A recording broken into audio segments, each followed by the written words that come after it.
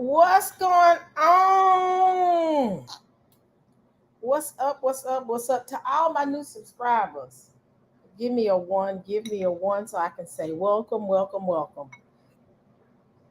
Say welcome. Give me that one if you new. Meaning new means you've been with me for what? I say about 4 weeks, 2 weeks. Y'all know I'm country.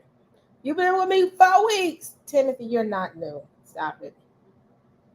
If you've been with me 4 weeks, give me a one. Give me a one. If you've been with me 2 months, now I'm sick of y'all. Team Truth, quit it. You not new. Doug definitely not new. Cam2 player, y'all playing with my patience today. Lee was it? Lee Marie. I hope I'm saying that. Johnson, you ain't new. Let me see. Rome, you ain't new. Quit playing. Y'all special. Well, that Black Beauty might be new. Black Beauty might be new. Y'all not new. Etta, welcome. Only 60 game play. You are not new. Quit it. Etta K, welcome. Angela. Since I'm eating right now. Sis, I called you to check up on you, Angie. How you doing, sis? House of Judah, you ain't new. I don't think you knew. I don't think you knew. I think I haven't seen you. You have a new mind. I'm so over you. You tell me I got a new mind. Y'all do something about Aerospike. I got a new mind in Jesus. What's going on? May, you new. Welcome, welcome, welcome. I'm going to tell you, all communities are welcome. Don't care how you look. If you look like me, if you look like another group, you're welcome when you're welcome. We don't discriminate over here.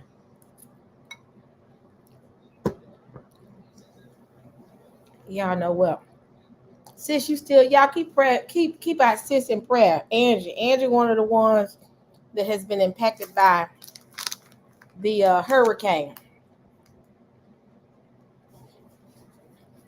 Y'all want to bless her with a super chat? Bless her with a super chat. But she got impacted by the hurricane. Drop your super chat in here, sis. Angie, if you want. But y'all keep Angie in your prayers. Also keep Brooke Queen in your prayers. They are the two that we know that got impacted by the hurricane. So keep them lifted. Keep them lifted. Trolls be on notice. Doug is always looking for trolls. That's my troll hunter right there. So if I missed you, if you knew, give me a one again if I didn't say your name. Because I'm arguing with the old heads. He said he watches football. Hold on. Hold on. He said, I'm sorry, I'm watching football. I heard. How y'all gonna do me like that?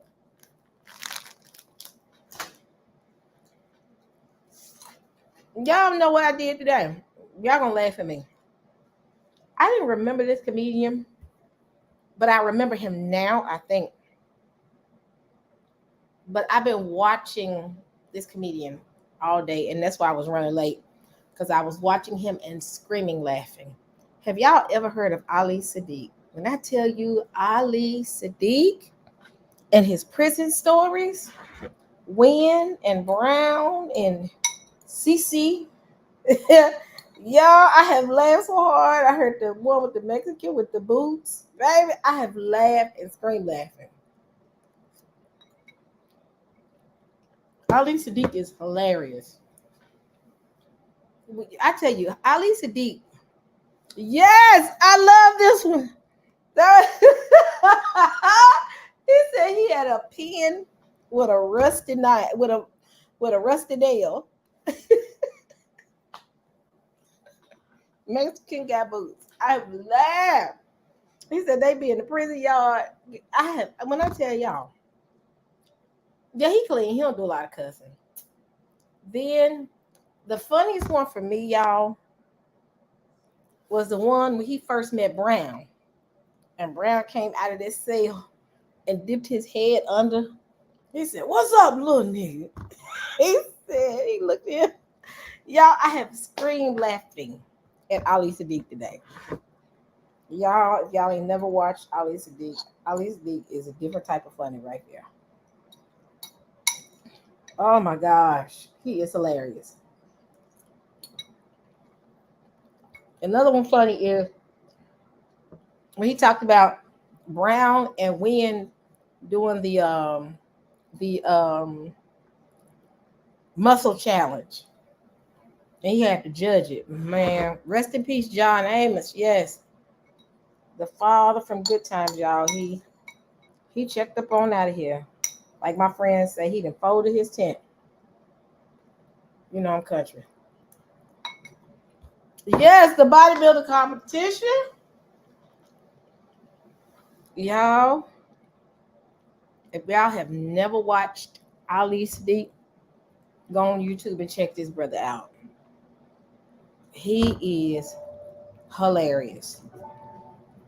Ain't too many comedians I think are funny. But his name is Ali Sadiq. Hold on.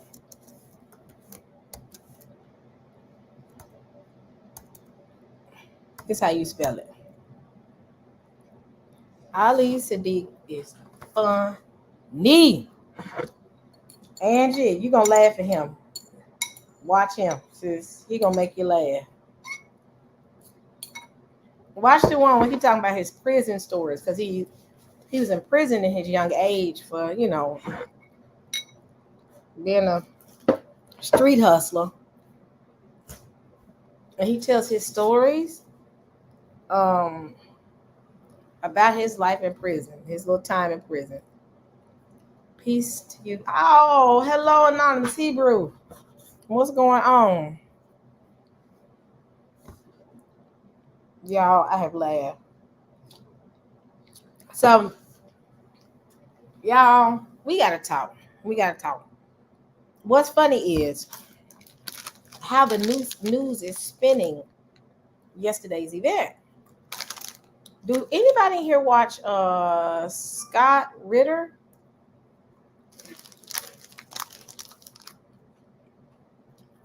Angie, let me send it to you. I'm finna text it to you. When I tell you, Ali Sadiq so funny. I gotta see you just one. Go watch all of them. Y'all don't talk about me. I'm eating some chips. Hold on. Am I smacking? I'm sorry. I'm sorry if I'm smacking. I'm gonna stop. I'm gonna stop crunching. I'm gonna eat my chips while I'm playing the videos. But let me send this to Angie. When I tell you, Angie, y'all tell her how funny Ali Sadiq is. Ali Sadiq is hilarious. Angie, I just sent it to you. I just texted to you. Ali Sadiq is hilarious. When I tell y'all, that's the reason. Somebody said, sister is country. Don't do me like that. Yeah, I am country. I'm from Tennessee. When I tell you, that's why I was running late. Because oh,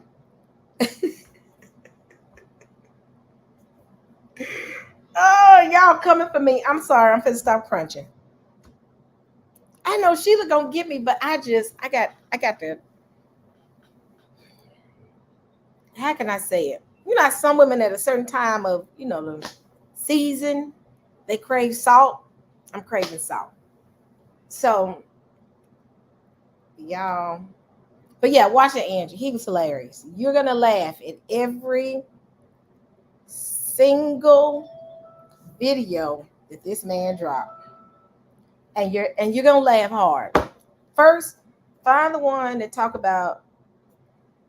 he talked about his fight in the yard and how the black people in there, sometimes the Mexicans will fight, and it's called Mexican in Boots. Mexican Got Boots. You got to watch that. That's a classic with him. What's the other one? Brown, and I tell you the ones to watch when him and Brown and Wynn have the bodybuilder competition. That is hilarious too. When he first meet Brown, hilarious. Oh my goodness, he had to stand on the barbell because Brown and Wynn having a weightlifting competition in the yard. Y'all, it's hilarious. That's all I gotta say. All right, let's get started, y'all. Who is ready to talk? So, y'all, the biggest thing is this. What's okay? I'm done eating. I'm not gonna eat no more of. Actually, these are my daughter's potato chips, and I found them deep in the cabinet, in the back of the cabinet. And when I saw them, I said, "Oh, I'm getting ready to do this live. I'm going ahead and get me a couple of chips, but I'm not gonna eat no more chips. I'm gonna put them up. Y'all just really on my case. I'm closing the bag. Y'all hear this? I'm closing the bag. She was hiding them from me. You don't hide from me. I'm gonna find them every single time. So she called herself hiding them from me. That's all right. What I love about our new place is right next to my apartment is a convenience store. So you can go next door and get like I get bottled water because I try to do right. If you want snacks, it's over, but it's like right next door, like a convenience store. I'm surrounded by convenience stores. Let's let that be known. So, so y'all, let me get on subject before the people leave and they're gonna be pissed off. So, have y'all been keeping up with the news? So I've been watching Scott Ritter. Scott Ritter is very good at what he does. Angie was eating chips too.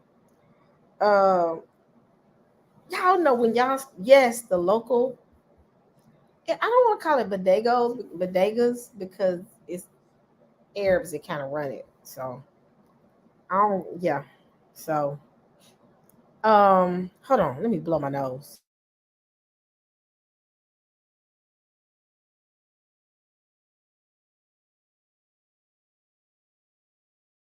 Okay, I had to wipe my nose a little bit there. Just getting over this little cold I got. So okay, I gotta get on subject. Okay. Hold on, here come Madison.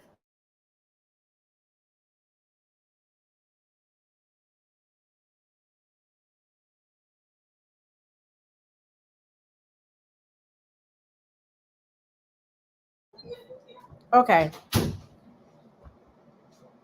What do you say? If you find snacks, it's your house, it's fair game. Correct. Fair game. Man, them chips my chips. And I find them they my chips. Because she'll do the same thing. So, all right. So let me get back on subject. So the biggest thing right now that everybody's been talking about is how the news is spinning it as if they didn't get, like when Iran was bombing Israel, that Iran didn't hit the target. They kept making it seem like, oh, they didn't do anything. But Scott Ritter brought up a great point. And I'm going to play it. And I'm going to say fair use. I'm going to do my fair use thing. And then I'm going to play it. Give me a second. Let me find the video. I have it time stamped and everything for y'all. Yes, I'm country. Somebody said, she is country. Yes, I am. Very country. Hold on. Where is it? So I rarely do this. But because Scott Ritter, I rarely go to this one because I don't want to show it. Everybody is subscribed to them, so I know they heard it. But Scott Ritter was on Redacted just here recently. Like, I think today. It had to have been today. And he's now, pretty much been like a normal guest on Redacted. So let me go to Redacted real quick because I can't find it in my histories. Redacted. Hold on. Okay, so now the thing is this. Is this the right one? Hold on. Make sure this is the right one. Nope, that's not it. Hold on. I had it ready, but for some reason it didn't It didn't save. I'm really mad. Maybe because I did it on my phone. Hold on, y'all. Here we go. Here we go. I found it. So Scott Ritter proceeds to explain how they didn't miss a target because Iran's goal, unlike Israel, is never to come after the civilians. They have a target in mind, and their goal is to decimate and make a group helpless. Real. Be quiet. So their goal was the two Air Force bases, I think. And they wanted to bomb those because those are very important to Israel. Their goal was never to bomb the people. And what's the sad part is the news considers to a success. Now, U.S. news, Western news considers a bombing to be successful. That's what it seems like when civilians are involved. So because Iran didn't go in and bomb the civilians, they pretty much made it seem like, oh, they didn't get any targets. Iran said, I'm not coming for the people, I'm coming for y'all. And that's the right way to do warfare. He's coming to deal with the enemy, not the individuals that have no involvement whatsoever. So Israel is out here bombing children and women. Iran is saying, no, I'm not going to bomb your children and women. What's up, Gardis? I'm coming here and I'm going to bomb your military sites so I can cripple you. So I'm gonna play a little bit. I'm gonna play a little bit of redacted. Let me go straight to the part where he brings up.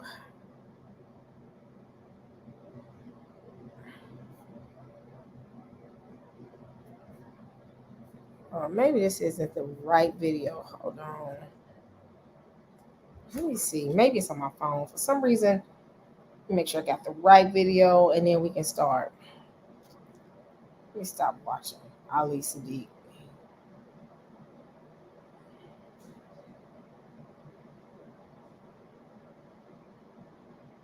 Let me see. Watch later. I hope the Ali Sadiq videos didn't mess up my history. Because I promise you, I've been watching him all day.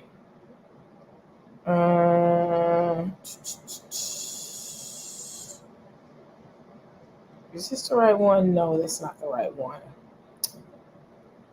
Oh, no, no, no, no, no. Where is it?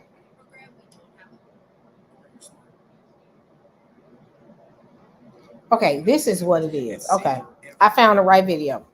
So it's called War Emergency. It's a live. I forgot. It's not a video. Here we go.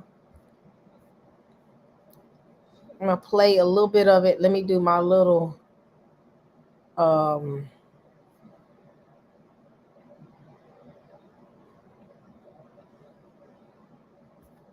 on there. We can get straight into it. Hold on. We're in the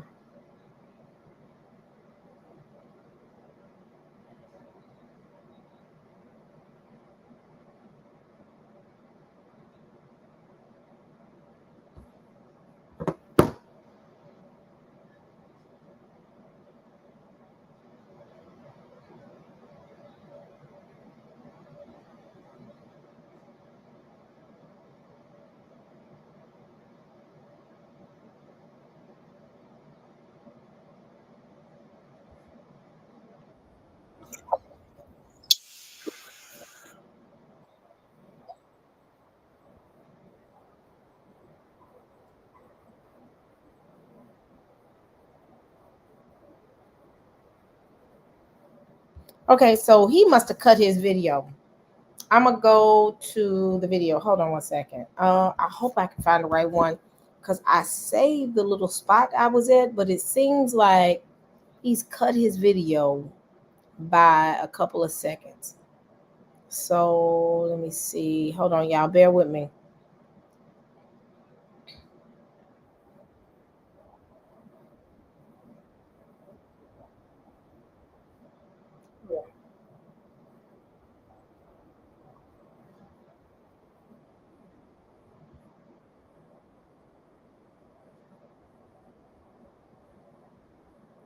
So I'm gonna play just what he said. So let me go ahead and do my little piece right here. Hopefully, Redacted doesn't hit me with any type of hit, but I do want to play this because he made a great point.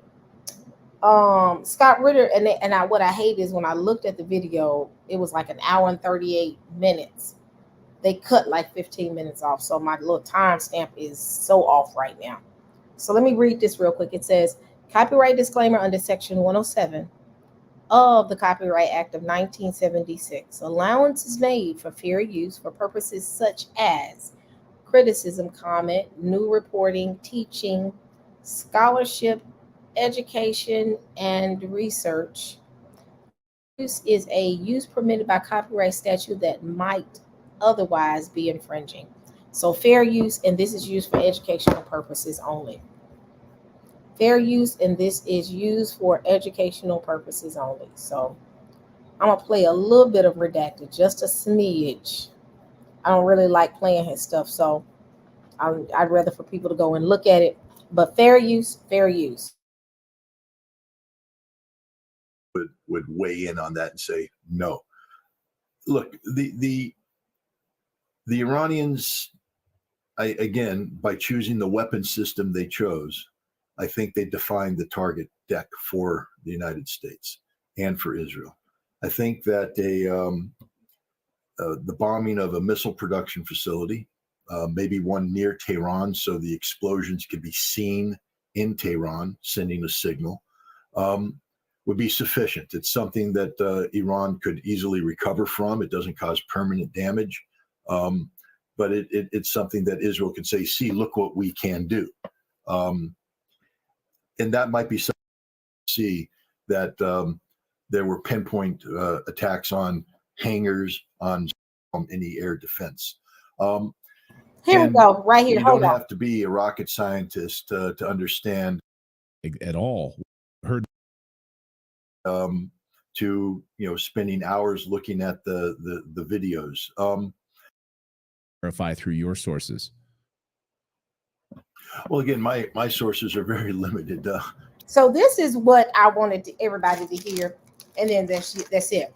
So with that being said, he's pointing out what really was the goal of Iran, which would have ultimately not considered to be for it to be unsuccessful.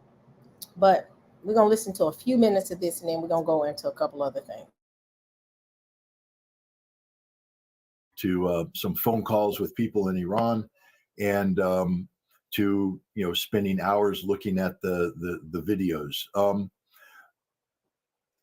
The Iranian government has released a target list, and the video data seems to back up the fact that two major air bases, Nevatim in the south where the F-35s are, and another one further north where the F-15Is are, were struck by a significant number of missiles in a simultaneous attack that was designed to overwhelm any air defense. And you don't have to be a rocket scientist to understand,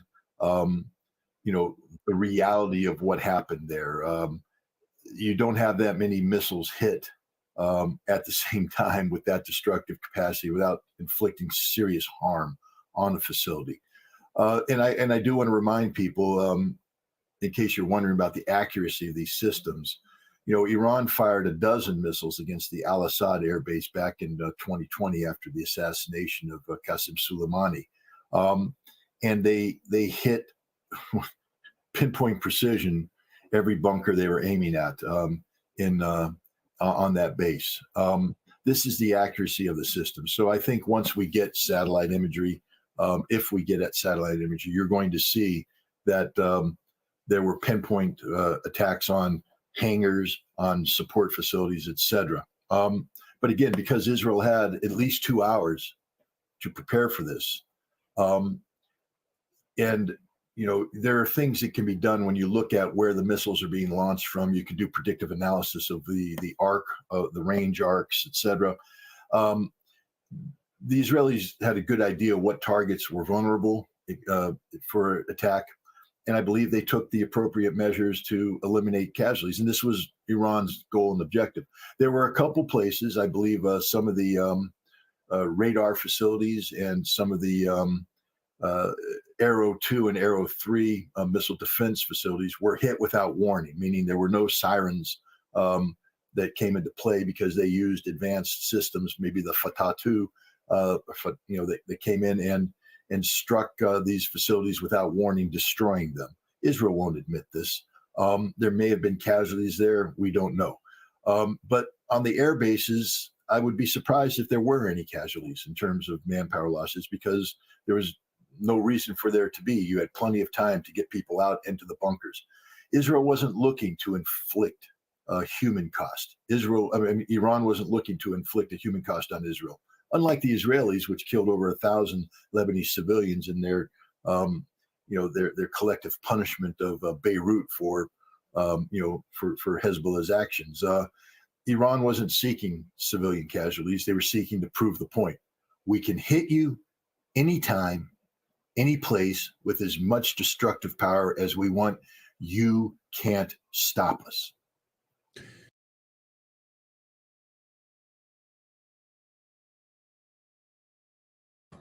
Fair use. That was the purpose. That is what I wanted y'all to hear.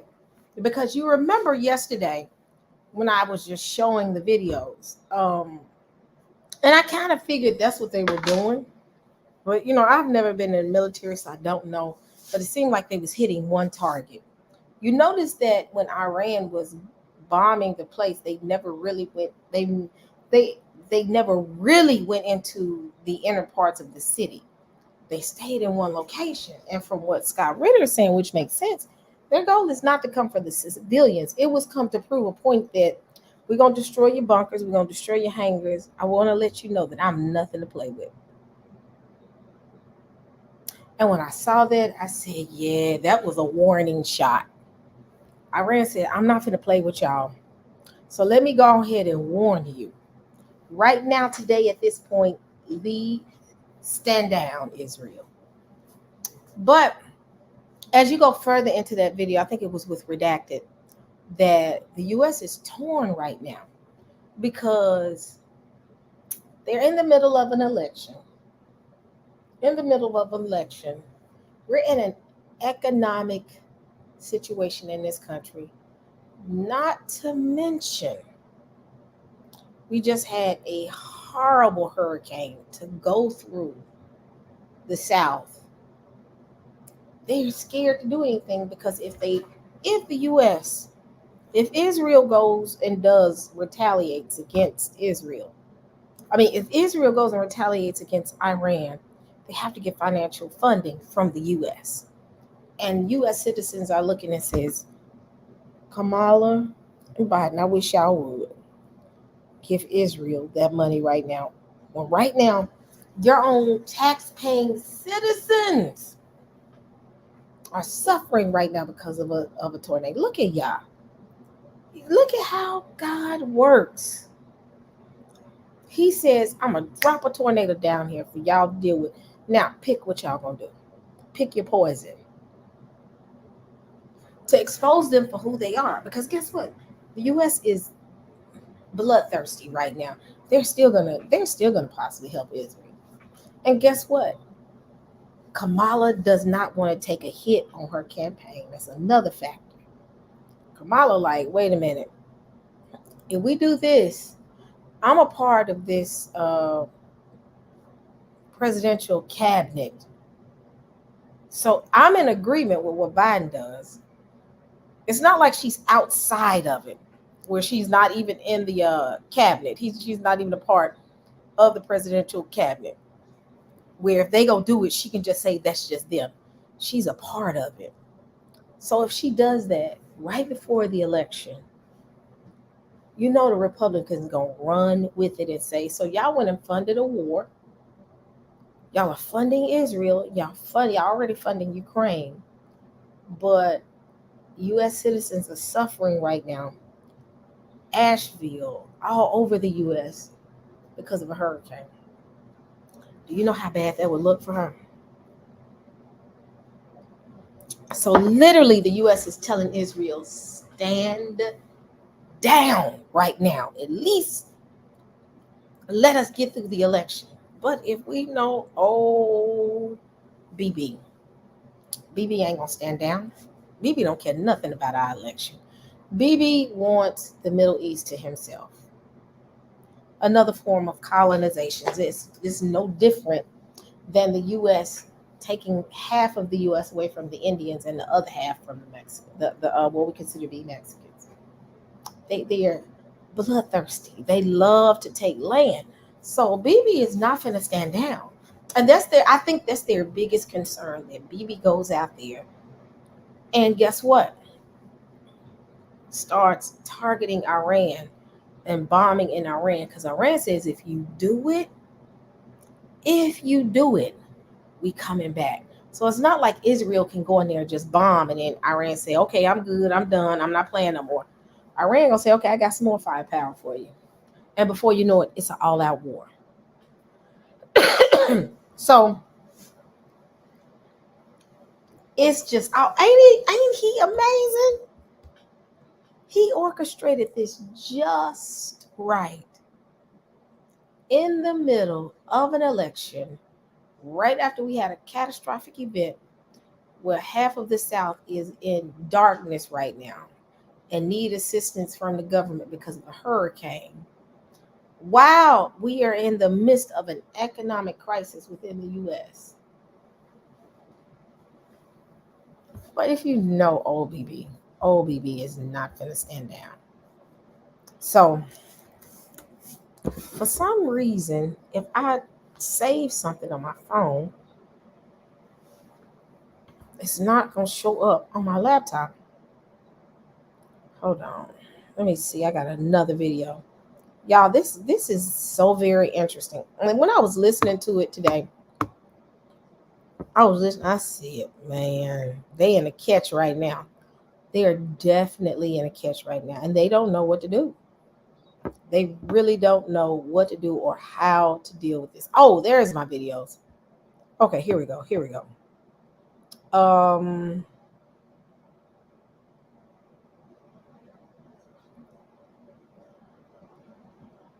So with that being said, I'm going to play another one.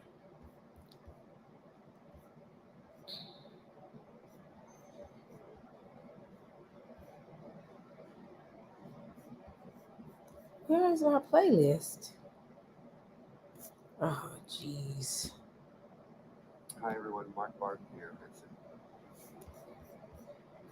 Oh, no wonder. It's under my other account. No wonder I can't see none of my videos. Hold on. I was like, why can't I see my stuff? Let me switch accounts. Go back into my... There we go. That's why I couldn't find my stuff. I was getting concerned. Okay, here we go. So this is fair use from Fox News. It says Iran doesn't fear any repercussion, foreign policy experts say. So Iran is like, we here for it. So ultimately, the picture that the media has been painting, that, oh my goodness, Iran didn't do anything.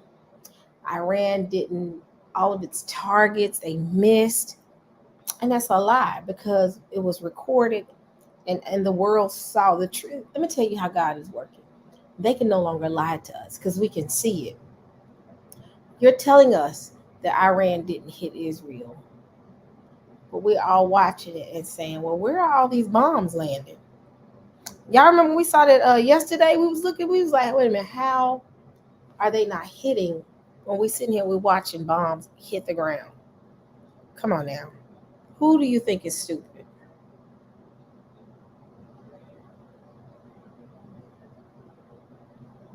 Oh, wow. I got to look into that. So they really trying to spin a narrative right now. Fair use. Foundation Vice President of National Security and Foreign Policy and Deputy National Security Advisor under President Trump. Victoria Coates back with us. Victoria, thanks very much for being here. Your reaction to all that has transpired in the last 48 hours. Well, good to see you too, Maria. I mean, just listening to the president and the vice president saying don't over and over again, and then seeing what happened yesterday in Israel, it's just sort of farcical. And the reality is that last April, the first time the Iranians directly attacked Israel from Iran, not through one of their proxies, the first time that happened, what the president said to Prime Minister Netanyahu was take the win, don't respond, don't hit back. And what that did is it normalized this. It made it okay for Iran to hit Israel, and that's what they did yesterday. I mean, thank heavens Arrow 3 worked. This is this triple-layered missile defense system that we've developed with the Israelis. I mean, as I said, thank heavens it worked. But the bad news is it had to work, and that's a real problem now. Yeah, I mean, look. You see how they're trying to spin it? Fox, CNN, and MSNBC are the same monster. They're really trying to spin it, but when you look at the videos doesn't say that it worked. The videos saying that it was landing and it was hitting. But see, what they don't want you to know is Iran was not targeting civilians. They was targeting those Air Force bases, those bunkers, those hangars. They said, we don't want the people. We want to get your stuff. We want to destroy your stuff. They wasn't, so they're looking at, the bombs didn't hit the inner city. Man, they weren't trying to hit the folks. They said, we trying to hit you where it hurts. We finna hit your military armor. We finna hit your bunkers. We getting ready to hit your hangars. We gonna hit your Air Force and cripple you. So they're lying, and some people are believing them. I've seen some of the chats, and I'm just like, it's like, yes, God loves Israel. Oh, those fanatics just get on my nerves. I'm like, yeah, he loves Israel, but who's Israel? That's the question. But yeah, it's about to go down. So I'm gonna finish playing this. It looks like the response seems to be in alignment now from the U.S. as well as in alignment with Israel, saying Iran will face consequences. Victoria, what kind of consequences would you expect here? Well, I don't think Iran fears any consequences from the Biden-Harris administration. I mean, just look at the finances of this. Every time Israel fires off one of those Arrow 3 interceptors, it's $2 million for them. It's $1 million for us for each one of those maritime interceptors. And so in a way, they're kind of bleeding us dry as they do these attacks. It costs them much, much less. And meanwhile, the Biden administration is doing nothing to enforce sanctions on their oil exports, which is where all of their revenue is coming from. And they're close to 2 million barrels a day. So 1.75 million barrels going to China alone. So they are doing just fine, raking in the money. And I don't think they fear any kind of repercussion. I'm wondering what the U.S. and what Israel has planned. State Department spokesperson Matthew Miller told reporters that the White House is still pushing for a ceasefire, even at this 11th hour. Watch this. We continue to push for a ceasefire. It continues to be our top priority when it comes to this conflict. The Secretary was engaged in these conversations yesterday with the President of Egypt and the Foreign Minister of Egypt. There are other conversations ongoing at different levels of our government with the intermediaries, but I don't think it's helpful for me to kind of comment publicly on various proposals that are floated. I mean, Victoria, critics of this administration continue to say that if we were to insist on a ceasefire, at this moment in time, this would give Iran and its proxies the time to regroup, to rebuild in order to get stronger in this fight. Your reaction? No, that's precisely the point. And that's what I believe Senator Vance was saying last night, that when you have a good friend like Israel and they're in the middle of a shooting war and they're making amazing progress, this is when you stand with them. And so Israel has really, over the last three weeks, I think, very concerned about a potential catastrophic Hezbollah attack on the anniversary of October 7th, which, of course, is coming up on Monday. I think rightly has taken the initiative here. And that's when, as Senator Vance says, you stand with them. And I think that is the message that really resonated with the American people last night. Yeah, that makes a lot of sense. Meanwhile, Secretary of State Anthony Blinken published a new op-ed piece in Foreign Affairs. He writes this: the Biden administration's strategy has put the United States in a much stronger geopolitical position today than it was 4 years ago. The United States must sustain its fortitude across administrations to shake the revisionist assumptions. The State Department defending Blinken's op-ed. Watch this. What the secretary lays out in that article, which I do commend to everyone's readership, is the series of steps that we have taken around the world to rebuild those alliances and partnerships to confront powers who have a different vision of the world than we do. If you look at what happened in under the previous administration's watch, Iran launched missile attacks directly at U.S. soldiers that led to traumatic brain injuries for more than 100 U.S. soldiers. So Iran has been a destabilizing force going back years, including during the previous administration. Victoria, we all know that there were no wars under the previous administration, the Trump administration. Take on what he's saying there, and also in terms of this overall response from the United States saying that we're stronger today than 4 years ago. Does anyone really believe that? Well, I mean, it's so rich. It's hard to know where to start, because we also marked this week the anniversary of National Security Advisor Jake Sullivan saying last year that the Middle East was more peaceful than it had been in a generation. And now we have this from Secretary Blinken, that we're in this wonderful strategic place after the surrender of Afghanistan, after the... What's up, Nicole? I'm going to tell y'all something. You see how all of them are actually feeding into the propaganda, no different than Fox News, MSNBC, and CNN. And what I'm beginning to see is whoever gets in office, war is coming anyway. Because even the Republicans, they spin in a narrative that Iran hacked Trump's election system and all that. So they want war anyway. But it's like they're trying to spin a narrative, but they really, because I don't think the U.S. really wants to go to war. They do not want to go to war. One, they can't afford it. I mean, even though if they can't afford it, they can't afford it with even bodies. Because people are not enlisting into wars anymore. You don't have young men ready to go fight for their country. They don't have that type of resource power right now. And pretty much, I'm going to be honest, they handed so much of their money and their weaponry to so many other countries. You wondering, do you have anything left? I'm just wondering. I think they're scared of Iran. I really think that they're scared of Iran, and because Iran is about their life, and Russia is about their life. They're not going to play with the U.S. like most of these countries do. North Korea tried to play, and then they got scared and backed down. When Russia and Iran say, and China say it's about to go down, it's about to go down, and they're not playing with them. And what I don't like is the fact of the Democrats, they're hiding it and making it seem as if, we're doing great. And then if they get in office, guess what? Everybody's going to war.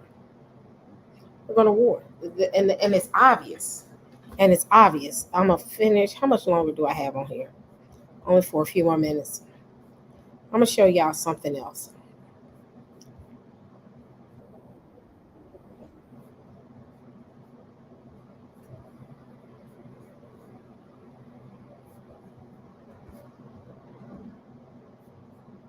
Fair use. Stop sharing.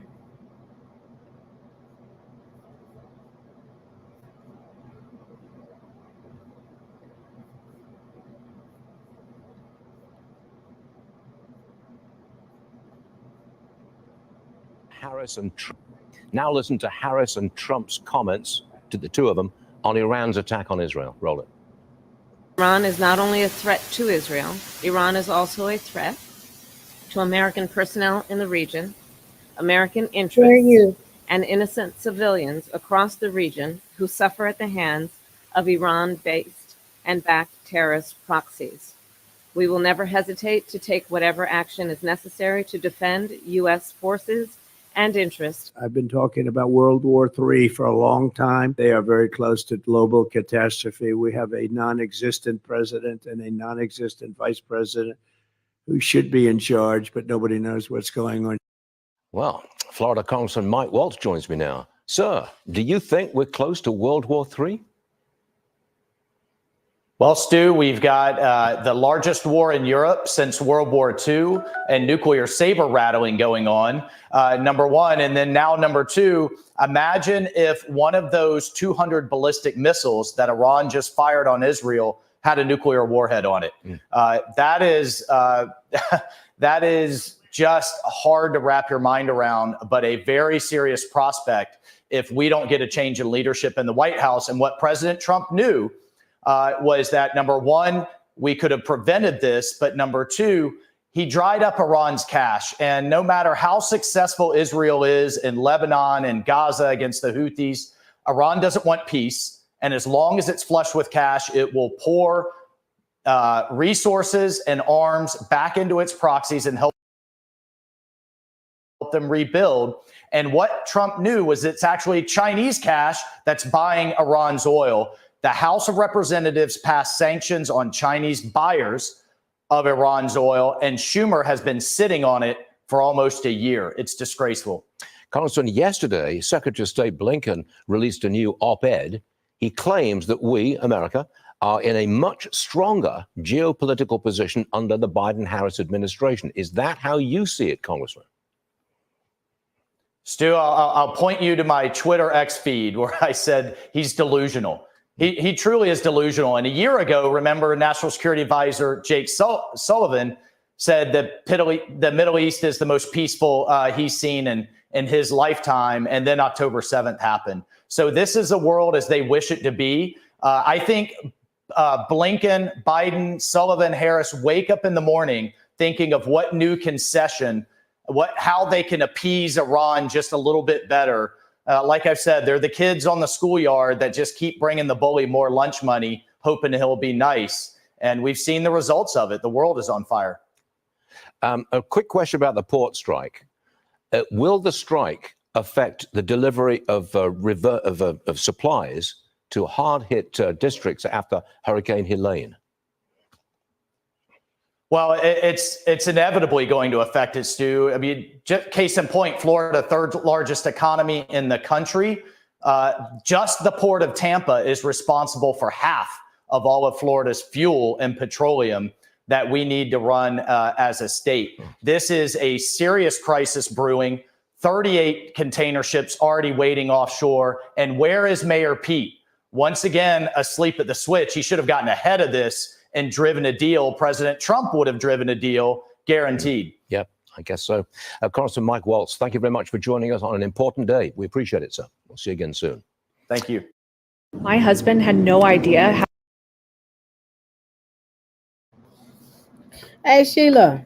So, Notorious Hebrew, what's going on? Calvin, what's up? Anybody else? Easy E. But if you notice, they're all speaking the same thing. They are all beating the war drum. And that's what it sounds like. And I'm sitting and I'm watching the news and watching reporters try their best to make it seem like, oh, everything's fine. Israel is going to decimate Iran. Just wait. Israel is just wait till Israel make a move. And the U.S. is telling Israel, don't you move.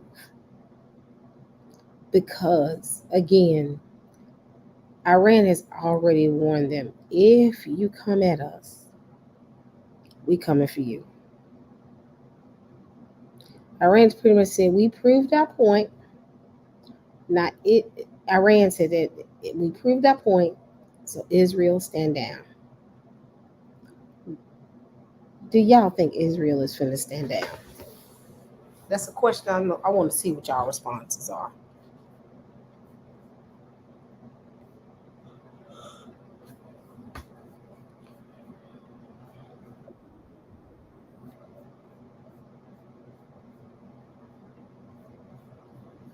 Is Israel gonna stand down? Nope. Israel has already, Iran has already warned Israel, stand down or this will be worse.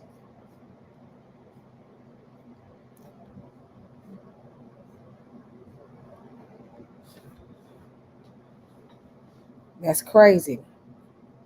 And key thing, somebody said that made a lot of sense. The only thing that's keeping us from going to war if nobody has dropped a nuke. Now, understand that we're already in the middle of a war and about to go into a war. We ain't seen the meat of it yet. If somebody drops a nuke, we're at war. Just know that the war is we in the middle of it. And I really believe they said Iran has more bombs than we think. And that's their biggest concern. I think the amount of firepower that Iran has. You know, they've been fighting with Yemen, even though Yemen been giving them their work. Iran got the firepower to do what they need to do. I'll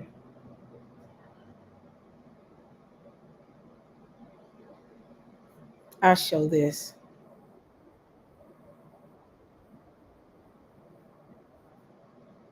This came out hold on. This just came out 7 hours ago. Now,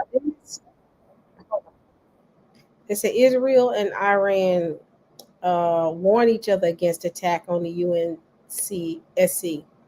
So they said this happened right after the bombing. I don't know how true it is, but they said this happened after the bombing. Here we go. Fair use. Oh. Israel will defend itself. Let me be clear. Israel will defend itself. We will act. And let me assure you, the consequences Iran will face for their actions will be far greater than they could ever have imagined. Iran is fully prepared to take further defensive measures if necessary to protect its legitimate interests and defend its territorial integrity and sovereignty against any act of military aggressions and the illegal use of force. Let me be clear. Israel will Y'all, they not playing with these folks. I saw another video. Let me see. I got it saved in my watch later playlist. Oh, here we go. Y'all, excuse me for yawning. Hold on.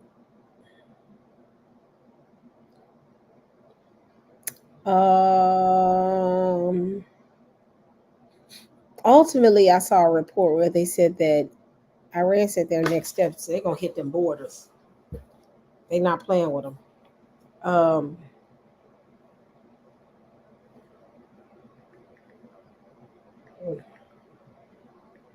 on.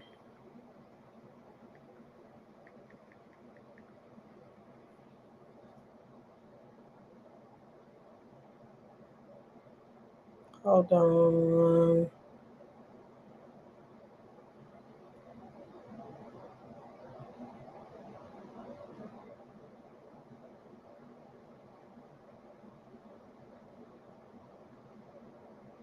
Here it is.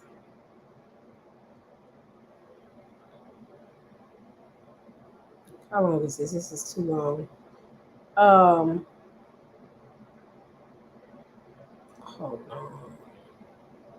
Here it is. Oh.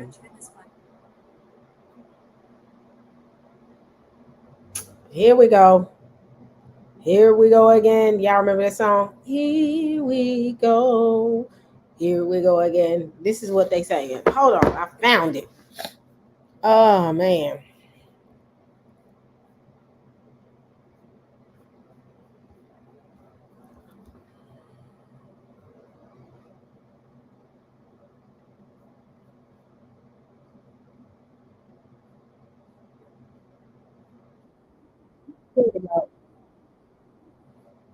So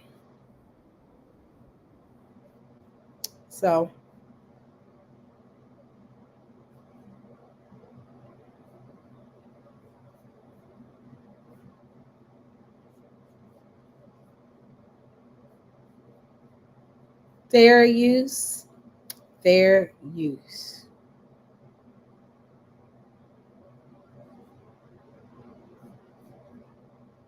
That is the message from Prime Minister Benjamin. Iran will pay. That is the message from Prime Minister Benjamin Netanyahu after the Iranians launched a deadly missile attack against Israel.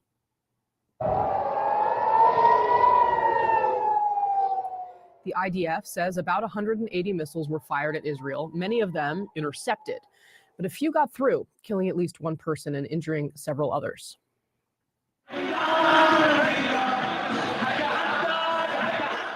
Celebrations breaking out in the streets of Tehran moments after the rocket attacks subsided. The world now waiting to see how Israel will respond. Iran made a big mistake tonight, and it will pay for it. The regime in Iran does not understand our determination to defend ourselves and our determination to retaliate against our enemies. We will stand by the rule we established. Whoever attacks us, we will attack him. Iran's armed forces chief of staff dismissing that warning. He says Israel should prepare for more strikes if it continues aggression.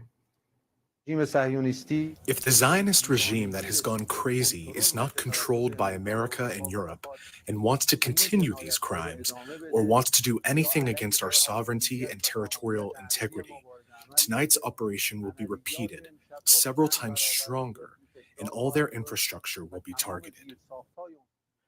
CNN political and national security analyst David Sanger, also, of course, longtime New York Times correspondent, joins us now. David, honestly, there's no one I would rather talk to on a morning like this as the world waits to find out what Israel is going to do here. And I was just reading your piece in the Times, and I actually wanted to ask you, I mean, it seems like the question about how Israel is going to retaliate here does seem to come down to, I mean, there were several Israeli officials that were on with my colleague Wolf Blitzer last night. Naftali Bennett, former prime minister.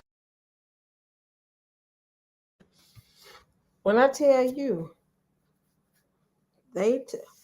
Iran said if you stand down, Israel, if you stand down, it's going to be worse. Hey, Rio, I didn't know you was in here, Papa. You tell them to stand down. So.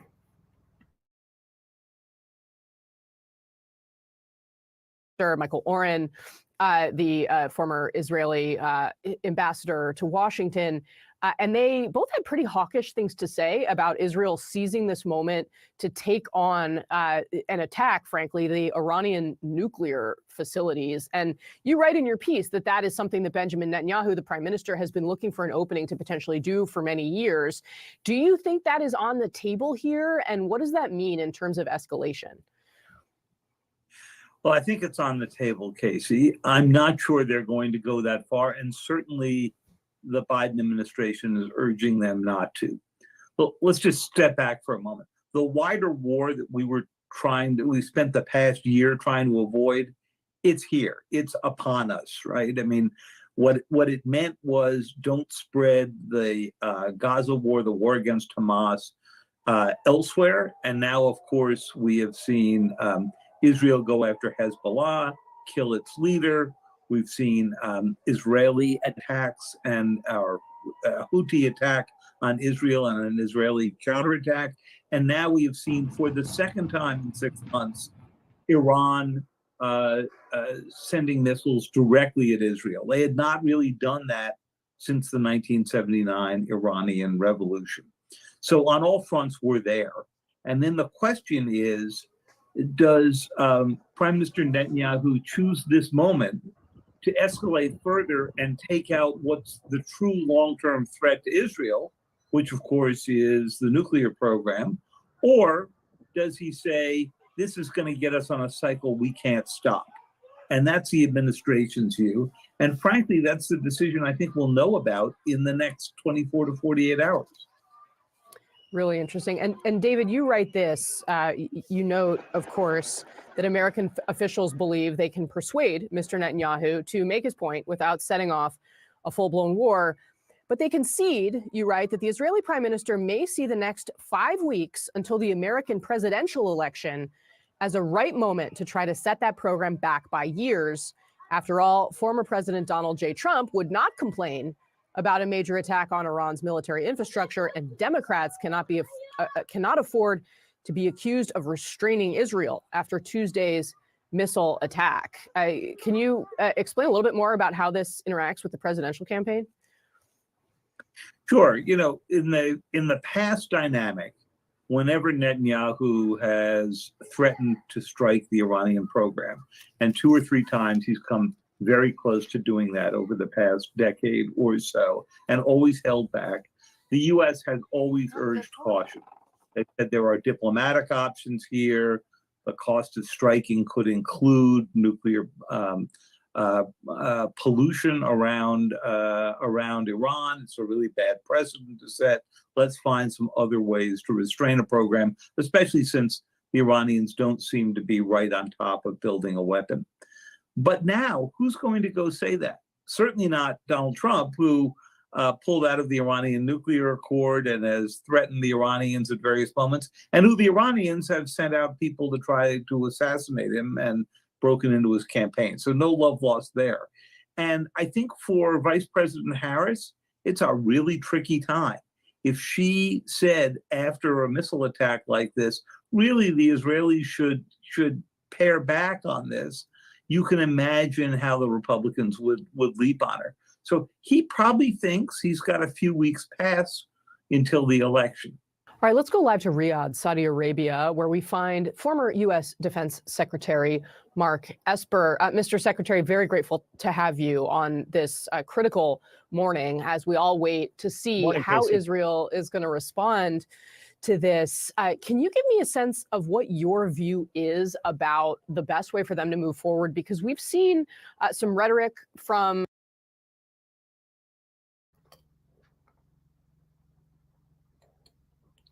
I'm telling y'all something. He's so funny. He said, I'm over here. Sister E, you on here warmongering. Don't do me like that. But pay attention to what he get ready to say. Former Israeli officials like Naftali Bennett told my colleague Wolf Blitzer yesterday that Israel should seize this opportunity to strike Iranian nuclear facilities. Do you think that's a good idea? And is there any way to walk back from the brink?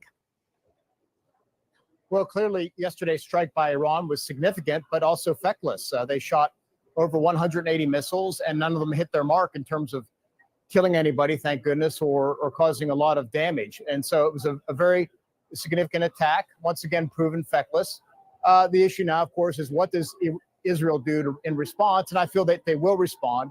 They're not going to do what they did the last time in April because Iran had crossed that threshold. I think also that the strategic environment with regard to the region has changed significantly as well. Back in April, of course, Ismail Haniyeh was still in charge of Hamas. The war in Gaza was still ongoing. In southern Lebanon with Hezbollah, you had Nasrallah still in charge in his leadership. But now those two entities, that leadership structure, those leaders are completely gone. And the concern that Israel might have had in the past that responding boldly back to Iran might cause Hezbollah to strike from their northern flank, that seems to be not the case anymore. So I expect Israel will respond. The question is, what type of targets will they strike? Will they go inside Iran after nuclear sites, after ballistic missile production sites, or will they go outside Iran in the Persian Gulf, for example, and attack oil infrastructure? First, if they attack oil infrastructure, expect your gas to be extremely higher. But y'all notice that one, they underestimating Iran because of the two leaders that got killed. And it's like, these people don't stop. They don't stop. And they keep messing with them. Two, have you noticed that the videos that they're playing, they're not playing the videos we saw yesterday when we saw the bombs hitting. The only videos that they're showing on the news is the ones that they shot down some of the bombs that came in. You notice that? You remember the video we saw, praise the Most High God, that I found it, that he directed me to it? The video that we saw yesterday, the bombs were just landing left and right, and they couldn't do anything. But what CNN, MSNBC, and Fox are conveniently doing is showing you the same. You notice that the same video. Everybody's playing the same one. So they cannot show you the ones that landed because they do not want you to see that Iran landed those bombs. They only showing you, and they trying to play the narrative of, oh, they didn't hit our target. Because one, they're trying to do damage control. Now, another part of this, you notice that they getting ready. Israel is going to strike. They just telling you what they tell you, believe them when it comes to things like this. And they keep saying that Israel is going to retaliate. Israel is going to retaliate. So guess what? Israel is going to retaliate. When? We don't know when. But they are going to retaliate. One thing I do know is if they're going to do a retaliation, I would think that they would probably do it by tomorrow night. Because they would not do it going into Friday because it goes into their Sabbath. So they're not going to do anything from Friday until Saturday night. Saturday night, they may pop off again because our Saturday night is their Sunday morning. So they might pop off again. But they're not if they don't do anything by tomorrow evening, they're not going to do anything, I think. But they are going to do something. They are. And Iran is waiting. And that's what's so dangerous. The dangerous part is they playing games with somebody who's not playing games with them. They playing games with a country that ain't got nothing to lose. Iran ain't got nothing to lose. And when you're dealing with an enemy that doesn't have anything to lose, they are dangerous. Because they're going to go beyond your point to win. And Iran ain't got nothing to lose. They're like, we here now. Let's go for it. Let's see who's going to go the furthest with this. The person who ain't got nothing to lose, they're going to go beyond your point. You don't think Dwayne, that they ain't going to strike anytime soon? I wonder if they are. I'm wondering if they're going to strike. I got a feeling they're going to strike soon. They might not. They not. But if they strike, it will. If they strike soon, it'll be probably next week. Because I think they don't. This is what I'm thinking. I think they don't do anything during their Sabbath. So, yeah. But I continue playing this. Attack oil rigs. That remains to be seen. Mr. Secretary, do you think there's any possibility for a negotiated ceasefire deal in the region at that point? We seemed close to it not that long ago. Well, we've had a couple different proposals, right? We had the one in Gaza, which has been rejected multiple times by Hamas. And of course, Gaza is not the focus right now. You had one proposed by the Biden administration a week ago, a 21-day ceasefire, but Israel had different plans. And at this point, they've been successful again in decimating Hamas's leadership, knocking out their command and control, and now are on the cusp of an incursion to go after a lot of the infrastructure on the border. So I don't know that, frankly, it's in Israel's interest at this point to have a ceasefire, and maybe not for the United States' interest as well. When you've got terrorist organizations across the region on their back foot and decimated, maybe now's the time to press that advantage and make sure you take out more of that infrastructure so you remove these threats. I do think the one thing that is out there that's pending, you hear some in the region talking about it, that is a reintroduction of UN Resolution 1701, which you may recall was passed after the last conflict between Hezbollah and Israel in 2006. That called for Israel after the conflict to move south of the Lebanese border, and then for Hezbollah to move north of the Lebanese border about 18 miles. Hezbollah never lived up to its end of the bargain. And so now the question is, if Israel goes in, removes infrastructure, can you get a more concrete agreement about Hezbollah staying back from the border, maybe up along the Litani River, 18 miles away, and thus prevent what has been going on now for 11 months with Hezbollah nearly daily striking targets in Israel? Hi, I'm Nick. And I'm Adam. If you're like us, you have a body. So I'm going to play one more video and then I'm going to bed. Y'all know I'm trying to do small snippets of videos because I'm going to be doing the way things look, and it's going to be something every day. I told y'all today was quiet, no more than the conversations. But so Israel vows to retaliate. So if they respond, we already know what Iran said they're going to do. So Netanyahu vows revenge after Iran missile attack. The back and do want to take you out to this live image that we do have right now over Lebanon as we continue to follow the latest throughout the day here. The back and forth threats between Israel and Iran do continue this morning. Israel's prime minister threatening retaliation against Iran after Tuesday's large-scale attack that... You know, he has to show this is what happens. Man, y'all play with Iran if you want. Sent thousands of Israelis to their bomb shelters. Prime Minister Bibi Netanyahu saying Iran, quote, made a big mistake firing a barrage of about 180 missiles at Israel and, quote, will pay for their actions. I do want to pop up this post that came in from the Israel War Room. It does say in 1 hour, Iran launched 181 ballistic missiles at Israel, the largest ballistic missile attack in world history. Now, at the same time, Iran's U.S. ambassador warned Israel that its response to any acts of aggression against Tehran, quote, will be swift, decisive, and stronger than before, as Iran calls Tuesday's attack an act of self-defense. Also important to note that coming up, the United Nations Security Council is expected to hold an emergency meeting on the escalation in the Middle East. That meeting comes at the request of both Israel and France and is expected to begin in just about 2 hours here at 10 a.m. Eastern Time. Obviously, a lot left to discuss here. Let's bring in a friend of the show, Mark Chandler, the Director of Government Relations and Professor of Practice at Coastal Carolina University, also a former senior defense intelligence official. Thank you so much, as always, for taking the time to be here with us and help break all of this down.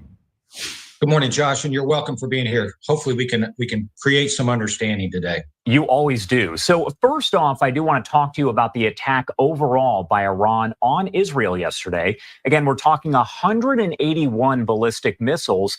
Is that essentially Iran's, let's say, declaration of war against Israel? Well, I think if we go back in time, Josh, and I hate to take us back to 1979, but with the overthrow of the Shah by the religious fanatics in Iran, I think that's really when this started, a declaration of war, if you will. Because if you recall, Iran wants to eliminate the Jews and eliminate Israel from the face of the earth. So that's kind of that declaration of war. And what we've seen for 40 plus years really is a shadow war, you know, operating in the gray zone of conflict between Iran and Israel, and Iran using Hezbollah to a large extent of that. So what I think we've seen recently is, I'm going to say we're into open conflict now. You've seen 2 major attacks in the last 6 months by Iran on Israel using missiles, and that's really a definite escalation of this. But let there be no doubt, Iran has been at a war with Israel to eliminate Israel for decades at this. We're just starting to see them turn up the pressure, if you will, and attack Israel more directly, vice just with its proxies. And you are looking at some of the video there on your screen from a little less than 24 hours ago. We were carrying this live on Live Now from Fox as Iran did launch those missiles. You could see some fires there in the distance. And I do want to ask, do we know what Iran specifically was targeting within Israel with the attack? Well, we know what the IRGC, the Iranian Revolutionary Guards Corps spokespeople, said about the attack. They said they were only targeting military facilities in Israel. But when I look at some of the video and I start to look at the trajectory of some of those ballistic missiles, I can tell you for a fact that that's not the only thing they targeted. They were going after some of the population centers, and I can say that they were going after Tel Aviv, the largest population center that they have there, to go after and create more destruction and more deaths among the Israeli population. So no, I wouldn't believe what Iran says, that they only targeted military facilities, because they absolutely did not, especially with this number of missiles that they launched. Let's talk.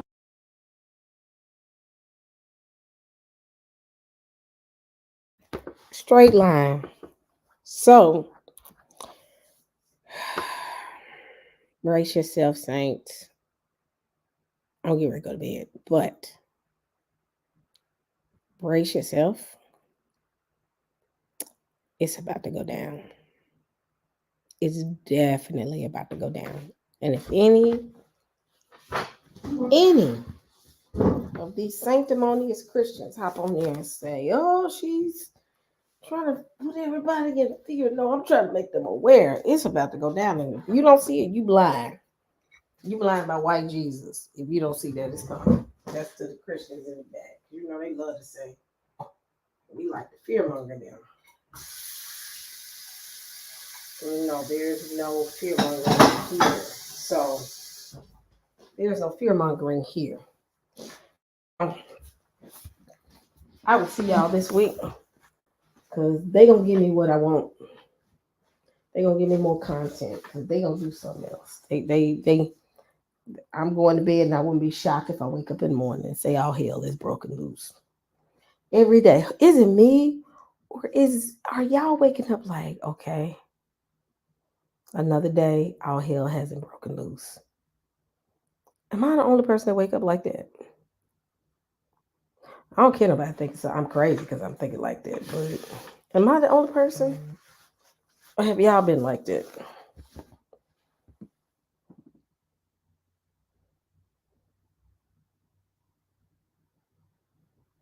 Yes. Every morning I wake up and be like, well, we still here.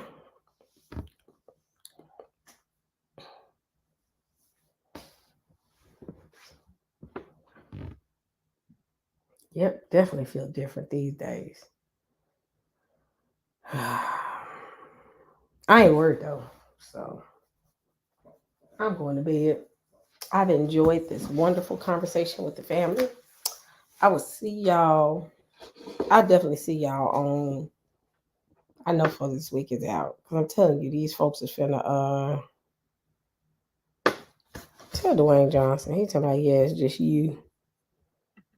Do something with him. But I'm going to bed. I'm good sleeping. I feel my eyes closing while I'm just talking, but yeah. Yeah, it's going to get interesting out here. So I'm going to be keeping up. Dwayne Jackson. Why I call you Johnson? I mean Jackson. Do something about yourself. He being special right now. I'm actually working from home tomorrow, so if something goes down, I am going to be online tomorrow. All right, family. I am sleepy, and thank y'all so much for the support. And I will, you know what I'm gonna do before I close out?